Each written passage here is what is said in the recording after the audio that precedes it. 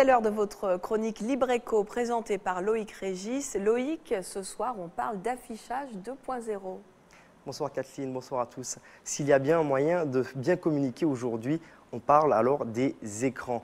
Un système justement qui est notamment porté par la société Caritel en Martinique. On retrouve les affichages dynamiques dans plusieurs secteurs tels que l'automobile, l'hôtellerie ou encore la restauration. Pour en parler avec nous ce soir dans Libreco, Benjamin Dorénal, bonsoir. Bonsoir Monsieur Régis. Alors vous êtes directeur de Caritel. À l'origine, la société était spécialisée dans la location de télévision. Comment s'est opéré le changement vers l'affichage dynamique ? Alors exactement, Caritel à l'époque était spécialisé dans la gestion de parcs de télé dans les hôtels et les hôpitaux. Et c'était une société qu'on a rachetée en décembre 2016 et en fait on s'est posé la question, on s'est dit voilà, on a deux secteurs d'activité, l'hôtellerie et les établissements de santé. Aujourd'hui il n'y a pas beaucoup d'hôtels qui se montent à la Martinique, c'est un peu un secteur qui même si est en croissance aujourd'hui et a connu des périodes un peu difficiles. Et pareil, un hôpital, il n'y en a pas beaucoup qui se montent tous les jours. Donc on s'est posé la question sur comment développer cette activité et c'est tout naturellement qu'on s'est tourné vers les écrans d'affichage qui ont un spectre de clientèle beaucoup plus large que les télés dans les chambres d'hôtel.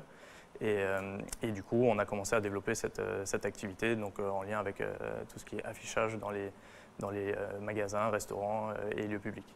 Alors depuis 2017, 300 écrans ont déjà été un petit peu installés un peu partout en Martinique.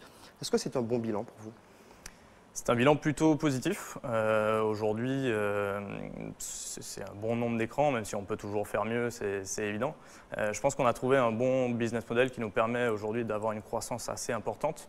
Et on est sur une phase de croissance qui est assez intéressante aujourd'hui, donc oui, on peut parler d'un bon bilan, je pense. Et puis ça veut dire aussi que la Martinique s'ouvre à tout ce qui est un peu multimédia ? Bien sûr, aujourd'hui c'est un axe de développement important, tout le monde veut mieux communiquer. Communiquer aujourd'hui, c'est important dans n'importe quel secteur d'activité. L'image est un très bon vecteur de communication. L'image dynamique est un vecteur de communication important car beaucoup plus mémorisé qu'une image fixe, statique. Donc aujourd'hui, c'est tout naturellement que les gens s'orientent vers des solutions beaucoup plus dynamiques et donc ces écrans d'affichage. L'affichage dynamique est une méthode interactive pour diffuser une information.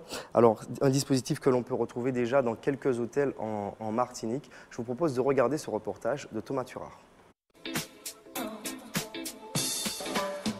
Bienvenue à l'hôtel Bambou. Depuis fin 2018, établissement implanté aux Trois-Îlets arbore désormais une 3e étoile. Un statut qui nécessite une exigence supplémentaire.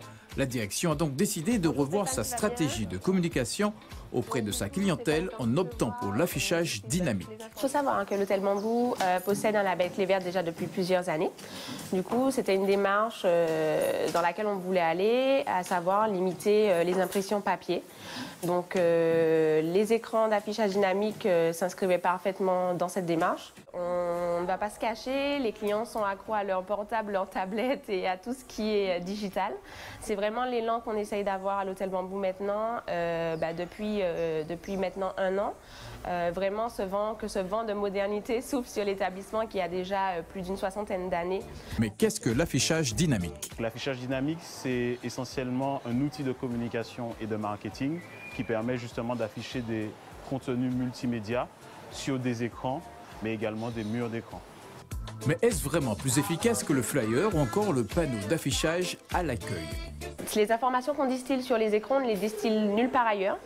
Et finalement, je prendrai pour exemple, si on dit on fait un pot de bienvenue le mercredi, on ne l'affiche que sur l'écran. Tous les clients de l'hôtel sont informés qu'il y a le pot du mercredi. Donc pour nous, c'est significatif que les clients s'arrêtent, qu'ils regardent les écrans. Donc on peut dire qu'on est satisfait parce que les clients s'y arrêtent et du coup, l'information circule correctement. La technologie peu connue en Martinique commence à séduire, mais comme pour toutes les nouveautés, certains ont du mal à prendre le train en marche.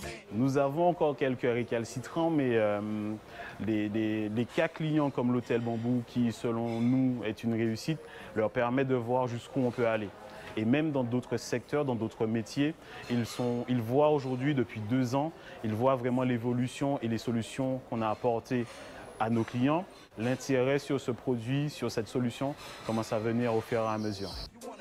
Pendant près de 28 ans, l'activité principale de Caritel était la location-gérance de parcs de téléviseurs dans l'hôtellerie. Avec les déboires de ce secteur, Caritel ne risque-t-il pas d'être trop dépendant de la bonne santé de ses établissements? La balance est en train de s'équilibrer. Effectivement, historiquement, Caritel se positionnait vraiment auprès des hôteliers. Par contre, avec l'arrivée de cette nouvelle technologie, de cet outil de communication, on est de moins en moins dépendant du secteur de l'hôtellerie. On a la possibilité d'aller vers d'autres métiers et du coup, la balance est en train de se rééquilibrer au niveau de nos services et de nos produits. L'idée de cet outil, justement, permet de communiquer vraiment sur différents types de métiers avec des stratégies qui sont quasiment illimitées. Qui plus est, depuis 2 ans, Caritel, c'est aussi une agence de communication et Caritel Sound qui offre des solutions de sonorisation avec le partenaire mondial Bose, dont il est le distributeur officiel en Martinique. Alors, une fois que les écrans sont installés chez vos clients, comment ça se passe ensuite? En fait, on offre plusieurs possibilités aux clients. Premièrement, on essaie de les rendre les plus autonomes possibles. Ça, c'est vraiment la meilleure solution. Donc, on a une formation qui est dédiée par nos équipes à nos clients pour qu'ils puissent prendre la main sur le logiciel, parce qu'on n'en a pas parlé, mais c'est un logiciel qui pilote tous ces écrans à distance. Donc, l'idée, c'est de les rendre vraiment les plus autonomes possibles et qu'ils puissent alimenter les écrans de façon individuelle, comme ils le souhaitent. Après, tous les clients n'ont pas le temps, n'ont pas la compétence pour le faire. Donc, on a parlé dans le reportage d'une agence de communication qu'on a créée en interne qui permet d'accompagner nos clients sur de la partie stratégie, de la partie production. On a un graphiste en interne qui permet de créer des visuels pour ceux qui n'ont pas les possibilités ou la compétence en interne ou n'ont pas la possibilité d'avoir une agence dédiée pour le faire. Donc, ça nous permet d'avoir tout un portefeuille de produits complémentaires suite à la livraison de l'écran et faire vivre cet écran pour toujours garder cet écran allumé. Ce qui est un peu le leitmotiv de Caritel, c'est aucun écran noir, à la fois en termes de SAV où on est très réactif et en termes de contenu où on accompagne vraiment les clients sur la création de leur contenu. Voilà, donc peu importe leur niveau et leurs compétences en informatique. C'est accessible à tous. Alors, le multimédia est un secteur en plein boom, on le sait. Comment vous distinguez un petit peu de cette concurrence montante? Alors effectivement, ouais, c'est un secteur qui se développe relativement bien un peu partout dans le monde et aux Antilles notamment. Beaucoup de personnes s'y lancent. Je pense qu'il faut vraiment avoir une maîtrise d'un vrai business model, ce qu'on a réussi à trouver grâce à une formule en location longue durée qu'on propose à nos clients, ce qui permet d'échelonner les paiements et d'avoir une vraie efficacité dans la démarche commerciale. Mais je pense que c'est avant tout grâce à nos salariés qui ont une vraie compétence, qu'on a formée, on a un partenariat avec une grande marque qui s'appelle Samsung qui nous accompagne régulièrement et qui nous forme et qui forme nos collaborateurs. Donc ça, c'est vraiment primordial, de façon à rester toujours à la pointe des maîtrises des logiciels et des projets et des produits. Et ça, c'est vraiment important. Et justement, Samsung, c'est votre unique partenaire sur les écrans. Quel est l'apport de ce grand groupe pour vous? Alors, il est à deux titres. Premièrement, c'est le leader mondial des écrans d'affichage, donc qui paraît tout naturel de s'allier à ce leader mondial. Donc, ça nous donne une vraie force et une vraie crédibilité sur nos types de produits. Mais surtout, ça nous permet de rationaliser notre SAV. C'est-à-dire qu'aujourd'hui, on gère un parc d'une monomarque, d'une marque unique.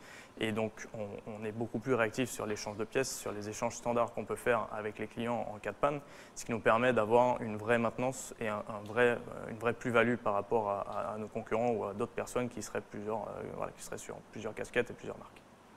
Merci Benjamin d'avoir répondu à nos questions ce soir.